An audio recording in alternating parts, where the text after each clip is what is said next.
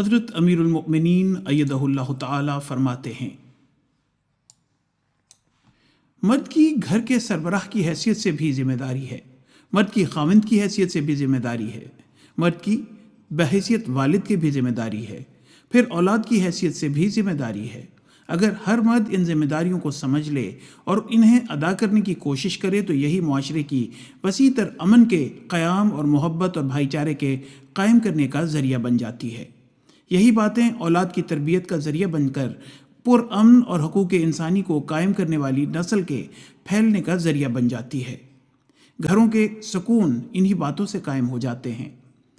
آج کل کئی گھروں کے مسائل اور شکایات سامنے آتی ہیں جہاں مرد اپنے آپ کو گھر کا سربراہ سمجھ کر یہ سمجھتے ہوئے کہ میں گھر کا سربراہ ہوں اور بڑا ہوں اور میرے سارے اختیارات ہیں، نہ اپنی بیوی کا احترام کرتا ہے اور اسے جائز حق دیتا ہے، نہ ہی اولاد کی تربیت کا حق ادا کرتا ہے،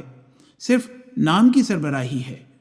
بلکہ ایسی شکایات بھی ہندوستان سے بھی اور پاکستان کے بعض عورتوں کی طرف سے بھی ہیں کہ خاوندوں نے بیویوں کو مار مار کر جسم پر نیل ڈال دیے یا زخمی کر دیا، منہ سجا دیے۔ بلکہ بعض لوگ تو ان ملکوں میں رہتے ہوئے بھی ایسی حرکتیں کر جاتے ہیں۔ پھر بچوں اور بچیوں پر ظلم کی حد تک بعض باپ سلوک کر رہے ہوتے ہیں۔ اگر حضرت مسیح موعود علیہ السلام کو ماننے کے بعد بھی جاہل لوگوں کی طرح ہی رہنا ہے، ان مسلمانوں کی طرح رہنا ہے جن کو دین کا بالکل علم نہیں ہے، اپنے بیوی بچوں سے ویسا ہی سلوک کرنا ہے جو جاہل لوگ کرتے ہیں، تو پھر اپنی حالتوں کو بدلنے کا عہد کر کے حضرت مسیح موعود علیہ السلام کی بیعت میں آنے کا کوئی فائدہ نہیں۔ کیا مرد جو خدا کا حق ادا کرنے کی ان پر ذمہ داری ہے اور جو عملی حالت کی معیار بلند کرنے کی ان پر ذمہ داری ہے اسے ادا کر رہے ہیں؟ اگر وہ اسے ادا کر رہے ہوں تو پھر یہ ہو ہی نہیں سکتا کہ کبھی ان کے گھروں میں ظلم ہو۔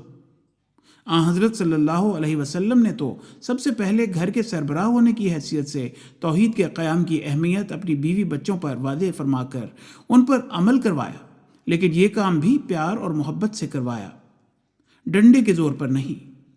حضرت صلی اللہ علیہ وسلم نے تو گھر کے سربراہ ہونے اور دنیا کی اصلاح اور شریعت کے قیام کی تمام تر مصروفیات ہونے کے باوجود اپنے گھر والوں کے حق ادا کیے اور پیار اور نرمی اور محبت سے یہ حق ادا کیے۔ گھر کا سربراہ ہونے کا حق اس طرح ادا کیا کہ پہلے یہ احساس دلوایا کہ تمہاری ذمہ داری توحید کا قیام ہے، اللہ تعالیٰ کی عبادت ہے۔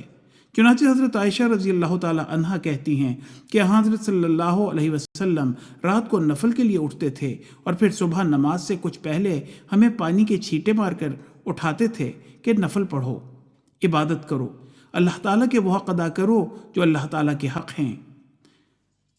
حوالہ خطبہ جمعہ 19 مئی 2017۔